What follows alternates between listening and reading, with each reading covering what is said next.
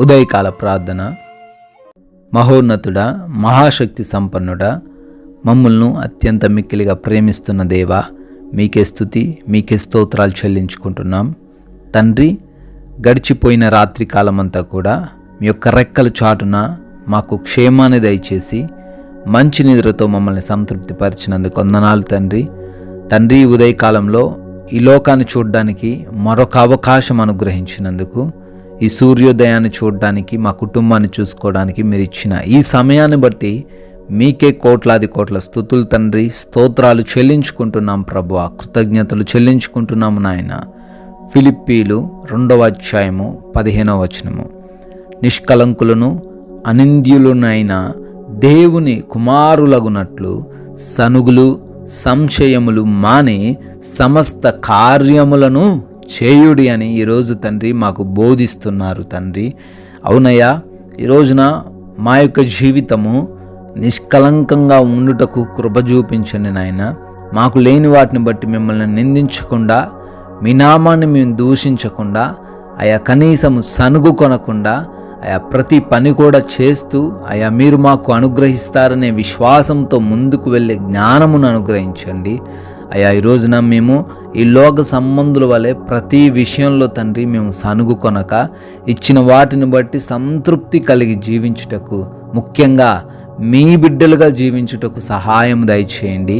ఏ విషయంలో కూడా ఈ లోకస్తులతో మేము నింద పడకుండా, అయా నిందించే అవకాశం వారికి ఇవ్వకుండా, అయా మీరే మాకు తగిన జ్ఞానమును దయచేయమని, ఈరోజు నీ ప్రార్థనలో ఏకీభవిస్తున్న ప్రతి బిడ్డకు తండ్రి మీరే తోడై ఉండి వారిని నడిపించమని, ప్రతి ప్రయత్నంను సఫలపరచమని, వారు అనింద్యులై మీ నామానికి మహిమ తెచ్చే విధముగా వారి జీవితాలు ఈ రోజంతను మార్చమని ప్రార్థిస్తున్నాము తండ్రి. అయా ఈ రోజున మా యొక్క ప్రతి ప్రయాణంను కూడా దీవించండి, ఆశీర్వదించండి. అయా వెళ్తున్న మార్గాలలో, వస్తున్న మార్గాలలో మీ దేవదూతల కాపుదలను దయచేయండి.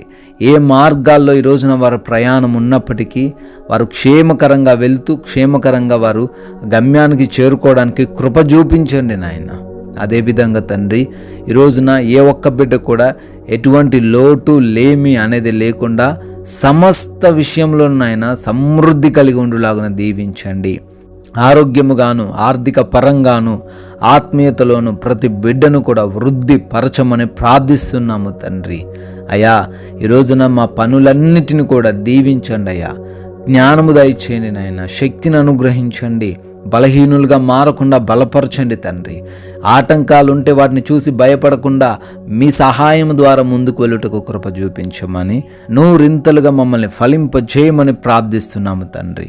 అయా క్రొత్తగా పనులు ప్రారంభిస్తున్న వారు ఉన్నారు, శుభకార్యాలు ప్రారంభిస్తున్న వారు ఉన్నారు. వారందరికీ తండ్రి మీ దీవెనలు కుమ్మరించండి అయ్యా. గృహాలలో ఒంటరిగా ఉంటున్న ప్రతి బిడ్డకు మీరు తోడై ఉండమని ప్రార్థిస్తున్నాం అయ్యా. హాస్పిటల్స్కి వెళ్తున్న బిడ్డలు ఉన్నారు, వారు ఏ అవసరంతో వెళ్తున్నారో, ఎటువంటి రిపోర్ట్స్ కోసం వెళ్తున్నారో అవన్నీ కూడా వారు అనుకూలంగా మార్చమని అడుగుతున్నాము తండ్రి. అయ్యా ఈ రోజున మేము ఎవ్వరితోనూ ఎటువంటి గొడవలు, విభేదాలు లేకుండా తండ్రి శాంతితో, సమాధానంతో ఈ రోజున మేము జీవించుటకు కృప చూపించండి.